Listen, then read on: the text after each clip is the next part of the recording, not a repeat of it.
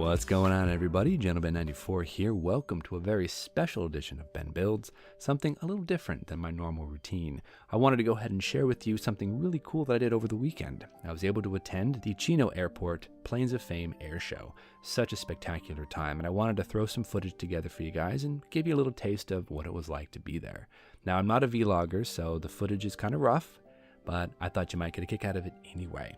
It was a very busy day. It was very warm as well. I think I got up to at least 95 degrees out there, but it was a heck of a time. Fans were great. Audience was great. We got a chance to see a lot of flybys of some very historical aircraft. We got some aerobatics as well. You typically have that at air shows anyway, but it was amazing to see these aircraft fly. World War II vintage aircraft all the way up to the modern A-10.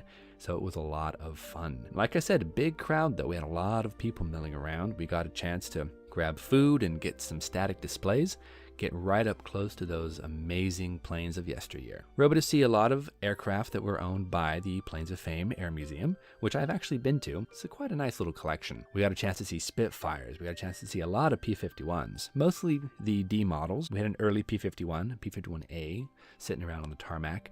Everything from Hellcats, Texans, there was even a couple of Spitfires, some Avengers. It was just a really cool assortment of different aircraft. The idea, though, of an air show is to see some of these vintage warbirds being able to be flown above you in the skies and formations, and there was just like a non-stop flow of these really awesome historical planes. Plus, as a modeler, I was able to get really close to some of these aircraft. Like, for example, we have an F6F Hellcat here. So if you ever want to know what a wheel of the Hellcat looks like, it's right there in front of you. You can reach out and touch it. You can see all the gears and the oil leaks and all the rivets and all the panels. So there's nothing quite like that for inspiration. They had a really nice assortment of Korean War vintage aircraft like F-86 Sabres. They had a MiG-15. They had a T-33, which is basically an F-80 shooting star. And the MiG-15 was really cool too. They had a beautiful flyby of all the Korean War aircraft. I like MiG-15s. They've always been kind of a cool looking, very Russian aircraft to me. They had a small assortment of biplanes, not a lot, but they had a few. And since I'm actually working on an Albatross on my Military Mondays, I was able to kind of see some of the rigging firsthand and kind of get an idea about how they did it. I might be able to use some of that when I'm building up my Albatross. Just such an amazing collection it really was. But regardless, my favorite aircraft were always the World War II aircraft. They had some really interesting subjects that I hadn't really seen that close before, like a P-38. In this case, a reconnaissance version. I was able to kind of get up there and take some pictures and look at all the rivets and the different shapes of the noses. It was really, really fun. But again, one of the best times though, seeing those airplanes fly and listening to them too. I'm going to cut in a little sound clip right here and let you hear what I heard there. Not that the sound quality is that great, but check it out.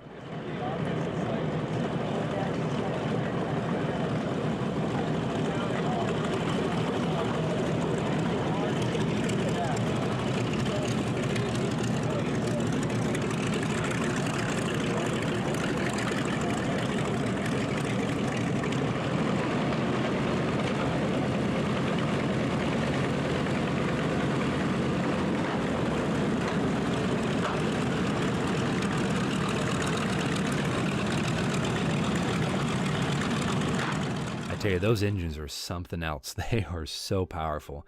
We even had a couple of P-51s do a run-up right in front of the audience, and oh boy, you could feel the wind like crazy. It was a lot of fun. Seeing those airplanes that close, in person, right up in front of you, it's an amazing time. Some of these aircraft you just don't see very often. And the Planes of Fame have a really nice collection. I've only been there one other time when I was a small child. It blew me away then, and it blows me away now.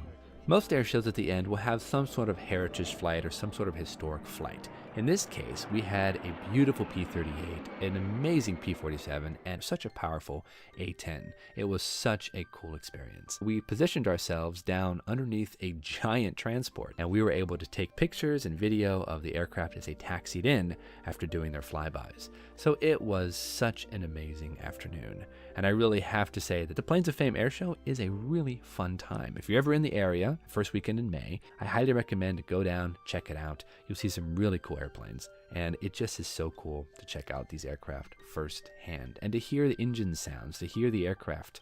Also, walking back to the cars, we had an opportunity to walk through the boneyard. Planes of Fame Museum is actually located right next door to another air museum called the Yanks Air Museum, and they had a ton of really cool aircraft out in their boneyard. I was able to get a good look at an F-104 Starfighter. Such a cool looking airplane. Very small, very low to the ground. Not something that I'm really used to nowadays. We also got a chance to see a really cool Sky Warrior. Yeah, it didn't have any wings and it didn't have a tail on it, but you got a chance to see the wheel wells and to see all the gears, and it just really helped me because I do have a Sky Warrior in my stash.